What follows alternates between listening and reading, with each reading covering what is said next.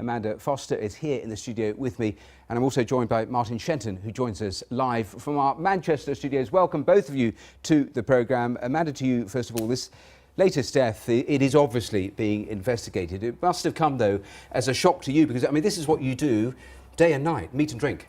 Yes, it's always a shock when there's a death.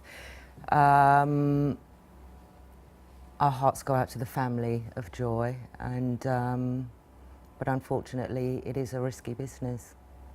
Martin, let me bring you in, because I know you too lost a friend only a few months ago. In general terms, you think the industry has a problem, don't you? Why? Well, I'm quite controversial in certain things, but I just think there's certain things that need to change that make things safer. And they're only simple things, and I just don't think that with the systems that's running at the moment, it's just quite safe enough. I'll come back to some of those suggestions in a moment, but I want to play to our viewers Amanda in action, because it's fascinating. We got a clip from a cosmetics commercial she actually shot, and here it goes. It's quite spectacular and stunning in its content, but Amanda goes through a glass sheet here and then drops a long distance. I'll let her describe to me. Listen, as you watch this, just tell me, what are the sorts of things that you have to do to make yourself safe? Well, basically, I mean, it depends on the action. I mean, you have to be confident about what you're doing. You have the team there, your stunt coordinator there, to keep everything in check and safe for you. And but there still is an element of risk. I mean, you're doing stunt work. How far were you dropping there, and what is it like going through that glass? That's not real glass, is it? No, it's sugar glass, but it's actually nicer going through real glass, funnily enough, because you can detonate it as you go through, and it's a little softer. When you go through sugar glass, it's like hitting into a brick wall. You've really got to give it some to go through it.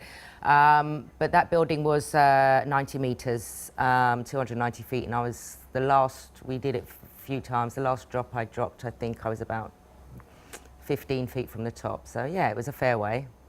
And when you think back, I mean, you have been involved in so many films, I think it's over 200 films, and some really big ones as well. I mean, what are in your mind, what are the most dangerous stunts you've done?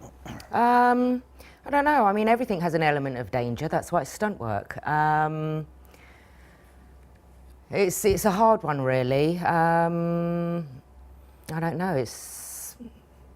It's just the job. It's just the nature of the they're job. They're all pretty risky by the sounds of it. You struggle to work out which is riskier. Martin, just tell me the same thing for you. I mean, are there times that you've had to say in the past, do you know what, I don't fancy this? Do you ever get to that point with a stunt director? How much dialogue goes on between stunt director and stunt man? Well, it kind of comes down from the director to the stunt coordinator, and then you kind of deal with the action as it's needed. I think the things that we do is inherently dangerous, and that's why they get stunt performers in to do it. We have no problems with doing the job, because that's kind of what we're in the industry for. We're seeing some of your work. When you talk about the stunt director, who's coming up with the ideas? Is it basically the stunt director? They have the vision, they have the plan, and you simply have to look at it in terms of your own perspective and work out how you do it. Is that how it works? It's kind of a bit of the director and the coordinator, and the input comes from the performer as well, depending on obviously what you're doing. So there are elements that you can add to it to get a bit more lift, or say if it's a car knockdown, you get a bit more lift to it to get the windscreen to shatter or get up and over the top. But there's loads of different elements that you can get from each other. Everybody bounces off each other, yeah. I was asking Amanda this question. Have there been times over your 25 years or so where you've thought, blimey, I'm really pushing the envelope here? Yeah, I mean, I did one on a film called A Boy Called Dad, and it was a very nasty car knockdown, and there wasn't a right lot you could do about it, because when you get hit by a car, you get hit by a car. And again, it was due to angles of the cameras not being set right, and I had to do it again after I'd done it the first time. But that was very painful, bruised head to foot, but it's kind of the way that the industry is. But, you know, things could have been done maybe a little bit better, which would have eased the pain, let's say. Amanda, I mean, you've stood in for Beyonce, body double for her. I mean, I was looking at the list, it's extraordinary. Halle Berry, Naomi Harris. I mean, some of the most famous women in the world. Yeah, And what are the sorts of stunts you're doing for them? all sorts. I'm an all-rounder, so cars, motorbikes, weapons, fights, falls, whatever's necessary. Let's just play a little bit of footage, because I think we have the footage of when you stood in for Beyonce, and just explain to us what you were doing for this scene.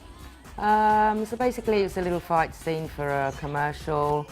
You take the actors through certain steps, and the doubles go in and do all the big stuff, and with clever editing it looks like the actresses are doing it, and that's what the film world's about, isn't it? It's illusion. And why? Just tell me, it's a really obvious question.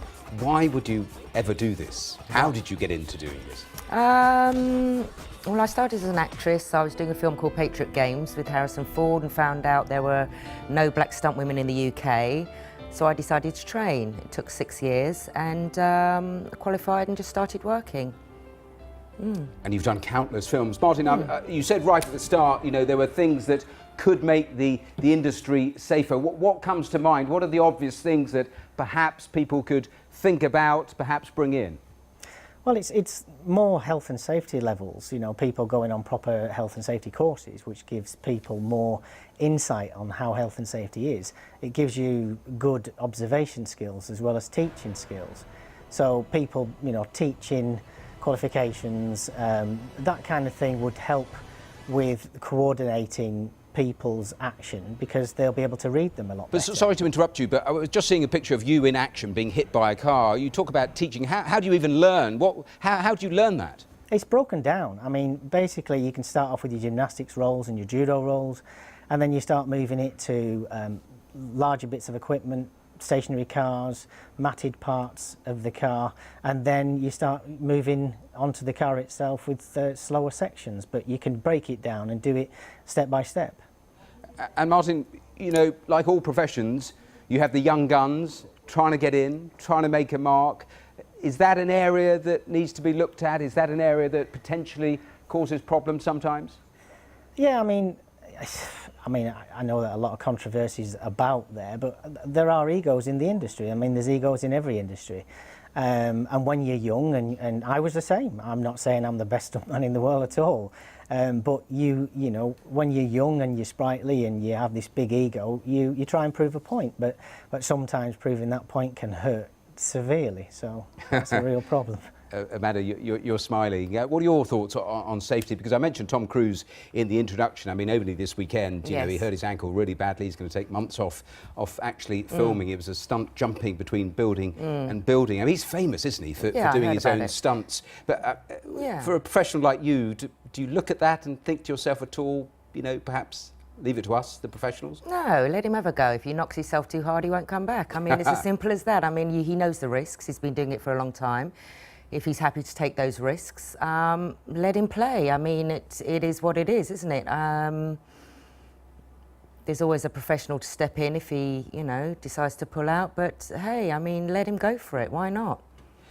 I asked the question earlier. I mean, has there been a time ever where you said, no, do you know, that just goes too far with a stunt? No, I usually think about it and think about it a little more, and it's like, oh, go on then, do it.